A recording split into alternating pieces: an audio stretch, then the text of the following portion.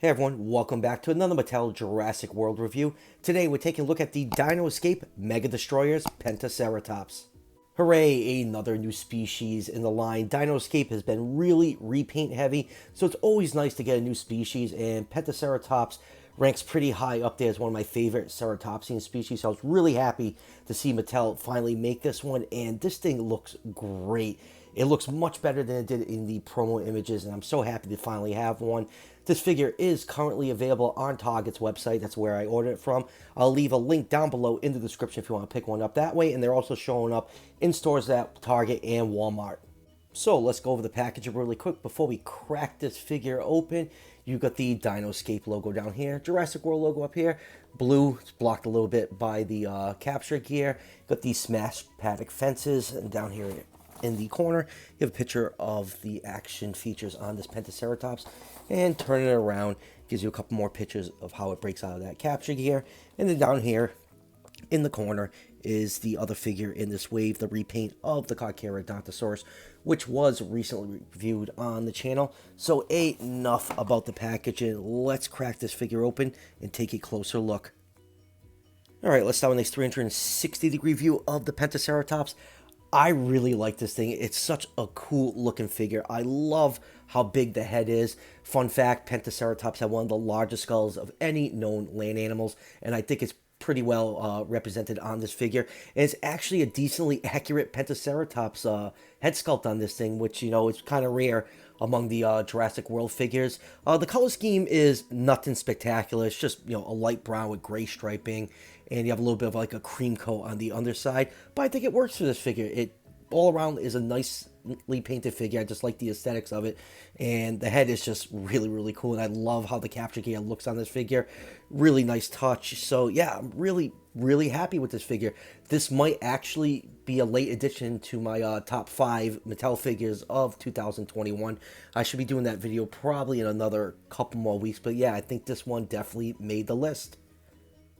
And let's just do a couple of quick measurements. This figure is just about 11 3/4 inches long from the tip of the horn to the tip of the tail, and just a hair under 7 inches tall to the top of the frill. So Pentaceratops in real life was around 20 feet long, so I'll put this figure somewhere in the 120 scale range. Alright, let's zoom and take a look at some of the finer details on this figure. Started with this huge head. I love the head sculpt on the thing. I think it's absolutely fantastic looking. The horns are painted a bone white color. The head is actually made out of this really soft, flexible rubber material. Very reminiscent of the material that the Kenner Jurassic Park figures are made out of, and I was really not expecting that. I figured the whole thing would be made out of hard plastic, but the whole head is soft rubber, and I think it's a cool touch. It just adds, like, you know, a different feel when holding these figures. You know, 99% of the Mattel figures are made out of hard plastic, so it's nice to see some rubber incorporated from time to time. You can see that bone white paint scheme is on the beak and on all the little knobs all around the frill. The whole head is cast in this light brown, is highlighted by these dark gray markings. The eye is yellow with a black pupil. And if you're wondering why the head is up like this, I just stuck a toothpick in the side right here to keep the head up. It is much easier to review it like that instead of the head sticking straight down. That is one of the small complaints I have about this figure. I just wish the head would be raised up like this, and the mechanism would work a little bit different for the capture gear. I think it looks better with its head raised instead of being stuck down like that. But that's a little trick if you want to do it. Just jam a toothpick on the side, and it'll look much better on your display shelf. And let's take a look at the frill from the front, and I'm going to take out the toothpick so we can get a better look at it. And look at all that beautiful scale detail on here. This is a really nicely sculpted figure. There's so much detail on here. A lot of nice scale variation. You can really see how flexible that rubber is on the figure. So, you know, if you don't display your figures long and you box them up, you may want to take some care and maybe protecting this one. I can see this warping a little bit over time, just throwing it in a box, and other figures are resting on it. And turning it over, you can see that nice cream coat for the underside, which is really nice. Stops just before the base of the tail, because we all know Mattel does not like painting the tails on most of their figures. And then going down to the body, you can see some very muscular front limbs. You know, it does have the inaccurate amount of toe claws, but it's a Jurassic World figure, so who really cares? You have some nice great striping along the back. You have 2 buttons for the action feature, and then going down to the legs, some nice scale detail all over the hind legs. You got some very sharp looking claws on here. I never understood why Mattel put sharp claws on the Ceratops. It should be more rounded. You got more of that nice folds and wrinkles all over the side of the body. And then going down to the tail, some more nice details.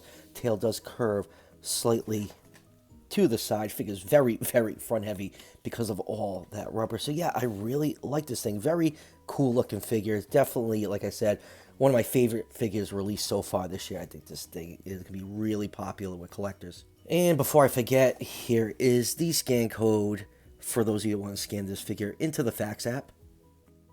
Now for the capture gear, I'm going to actually put it on here because it looks so much better instead of me just showing the capture gear off by itself. So you just want to place it over the head. It does go behind the frill. I was actually fighting it earlier because I did not look at the instructions. I was trying to put it on top of the frill and it was not working. But yeah, doesn't that look absolutely great on this figure? I do like how Mattel designed the capture gear with all this padding on here, you know, protect the animal from the hard metal surfaces. You got an eye hole right here for it.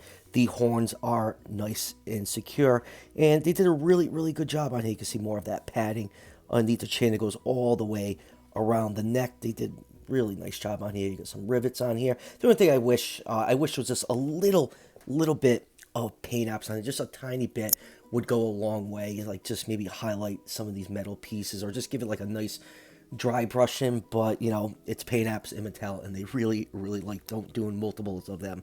So while this thing is all shackled up, let's just go over the articulation really quick. The front legs can move forwards and backwards, and they can actually pivot out a little bit, and then going back to the hind legs, they can move backwards and forwards, and they do have that lock-in mechanism for the neutral position, and the hips do pivot. The tail is on a ball joint. It can go up, it can go down, and it can go side to side a little bit, and you can rotate it 360 degrees.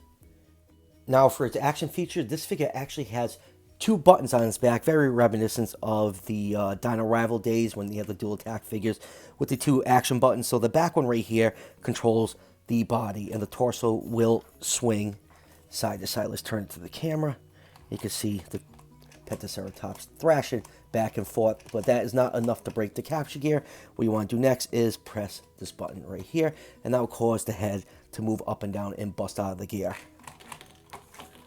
So pretty cool. I love the capture gear in this line. I just wish Mattel incorporated the capture gear among all the other sublines like Attack Packs, you know, Fierce Force, and the Roar Attacks. It's just, you know, relegated to the Mega Destroyers now and the T-Rex. I really just wish they went all in with capture gear. I think a lot of people would have loved that, including me. And let's move on with comparisons. First up, here it is with one of the human figures. Here it is with Kenji. And next up, here it is with one of the Wild Packs, the adorable baby Brachiosaurus.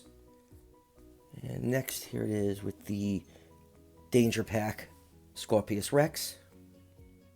And next up, here it is with the Mega Destroyer, Stegosaurus. And next, let's do the rest of the other Mega Destroyers. Here it is with the Wave 1 Carnotaurus. Let's get it into frame. And here it is with the repaint Carcharodontosaurus. I called it a Carnotaurus. I got myself. You don't have to correct me in the comments. And let's just do a non-Jurassic figure. Here it is with the Beast of the Mesozoic, Pentaceratops, which is an absolutely incredible figure. If you're a fan of the Amber collection with all that extra articulation, you should definitely check out the Beast of the Mesozoic figures. They are absolutely awesome. Yeah, they're a little bit expensive, but once you get them in hand, the quality is just absolutely fantastic, and the paint jobs are incredible. And here it is with Rexy, and doesn't that look so nice? Imagine if there was a Triceratops figure close to the size of this Pentaceratops. It would look absolutely awesome next to this T-Rex. And next up, here it is with Mattel's always way too small Triceratops. And, you know, I love this Pentasaurus, but it really does irk me that, you know, Pentaceratops in real life is smaller than Triceratops, and some of these ceratopsian species are getting bigger figures than Triceratops, and it just doesn't make sense. Triceratops was an absolute monster of an animal, and I just really want Mattel, a lot of people want Mattel to make a bigger Triceratops figure. I would even care if they just upscale the head and threw it on this Pentaceratops body. It still should be bigger, but it'll be a step in the right direction, and I really wouldn't mind that. And I'm also surprised we have not seen this mold that's been used and abused make an appearance in Dinoscape, but you know, there's still time for that. But man, Mattel really needs to give us a larger Triceratops. It's just way too small. The Kenna one was huge, and I love that. And then Triceratops just kept getting smaller and smaller. And Mattel made it a little bit bigger, but it's just not big enough. So we really need to make Triceratops big again. And lastly, here's a nice group shot of the other ceratopsians in the Mattel line. The Styracosaurus, Triceratops, Pseudoceratops, the Pachyrhinosaurus, even though when it was released it was called a Sinoceratops. This figure definitely needs a repaint and be called the correct species on the packaging. The Sinoceratops, Penta, and Protoceratops. So all in all, Mattel has a pretty diverse lineup of ceratopsians in their line, and they all look really great next to each other. You know, like I said, this thing still needs to be bigger. So final thoughts on the Pentaceratops. I really like this figure. I just love the huge head on it, how it's made out of that rubber material. Very reminiscent of the Kenner days. Has beautiful sculpting and details, especially on the head. And the action feature works great. The capture gear is fun. It also functions great. So all in all, it's a great figure. And like I said, it's probably going to make my top 5 list at the end of the year when I do that video. So yeah, definitely pick this thing up. You will be very happy with it. Like I said at the beginning of the review, I am ordering this figure from Target's site. The link is down below in the description, and they're also showing up at Target and Walmart in stores. So that will do it for the review.